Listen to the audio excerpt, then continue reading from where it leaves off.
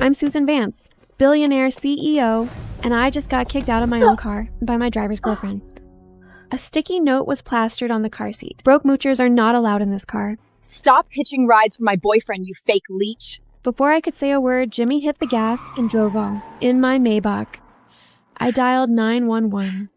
A man and a woman just stole my car. 20 minutes later, a cop car pulled up. Before the officers could even ask for details, Jimmy came back in my black Maybach. He screeches to a halt, jumps out of the car, and turns pale. Mrs. Vance, what's going on? Why did you call the cops? I just glare at him, silent. Are you the guy who stole her car? No. Officer, it's a total misunderstanding. I'm Mrs. Vance's driver. I was just dropping someone off on the way. It only took a few minutes. Look, I brought the car back the second I could, didn't I?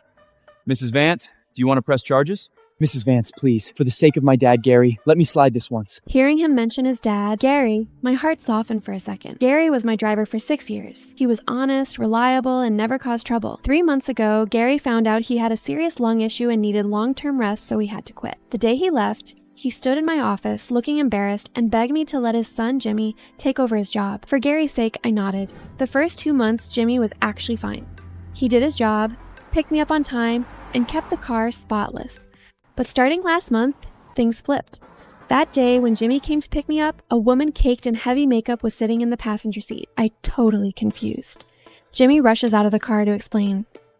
Mrs. Vance, this is my girlfriend, Chloe. I'm just giving her a quick lift. I nodded and said nothing. But later, I noticed things getting weird. Every morning, Jimmy would pick Chloe up first and then come get me. At first, Chloe just liked taking selfies and videos in the passenger seat, flexing on social media. But what I couldn't stand was the way Chloe looked at me, always filled with pure disgust and contempt. She would literally spray perfume aggressively toward the back seat right after I got in. Ugh, seriously? This car is so expensive. Why does it always smell like a cheap, broke peasant? Until today, when I saw that sticky note on my seat, everything clicked. Chloe didn't think I was the boss. She thought I was the one begging for a ride. Originally, I was going to teach Jimmy and Chloe a lesson, but right now, Jimmy is begging me like crazy. Mrs. Vance, I promise, there won't be a next time. I will make things clear with Chloe today. I will never pick her up again. Please, for my dad's sake, just forgive me this once. Forget it. I'm letting it go. After the cops left, Jimmy let out a huge sigh of relief and kept thanking me over and over. I didn't say anything else. I got into the car and told him to drive me to the office. After that day, Jimmy actually behaved himself for a while.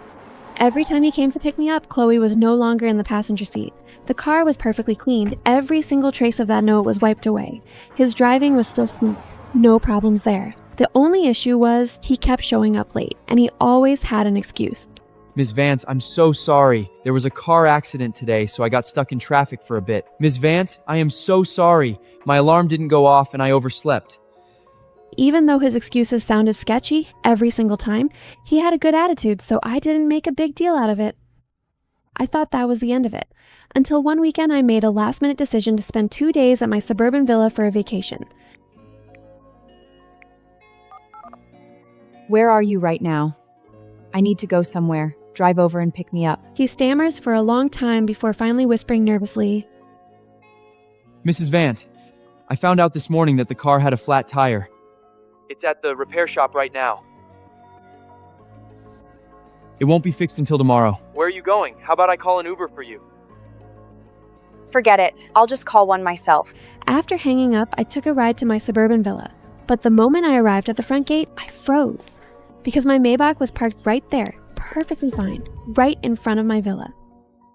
Once I was sure it was indeed my car, I rushed toward the villa gate. The front door was slightly open. I pushed it open, and the moment I saw what was inside, I completely froze. The living room was an absolute mess. The coffee table and the floor were covered in empty beer bottles, takeout boxes, cigarette butts, and snack crumbs everywhere. My multi-million-dollar couch and rugs were covered in dirty footprints.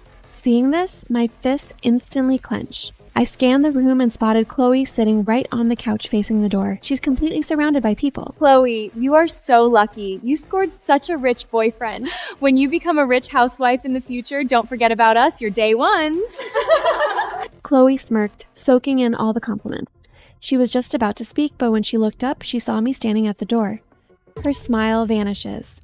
She struts over to me in her high heels, head held high. Without a single word, she hits me hard across the face. You bitch! Did you seriously stalk my boyfriend all the way here? The sudden slap leaves me completely frozen. Everyone in the room gasps, their eyes wide with shock. Chloe, what's going on? This is the freeloader I was just telling you about. Freeloading rides from my boyfriend wasn't enough, and now you're trying to crash his house too? I stare at Chloe in utter disbelief. Who told you this was Jimmy's house? He told me himself. Duh. You bitch, you're just targeting my boyfriend because he's a young CEO of a land company, so you're trying every trashy way to seduce him, aren't you? Free load rides every day wasn't enough? Now you're showing up at his villa to throw yourself at him? Let me tell you something. Jimmy said he only picks you up because you're at his employer's company. Don't test my patience.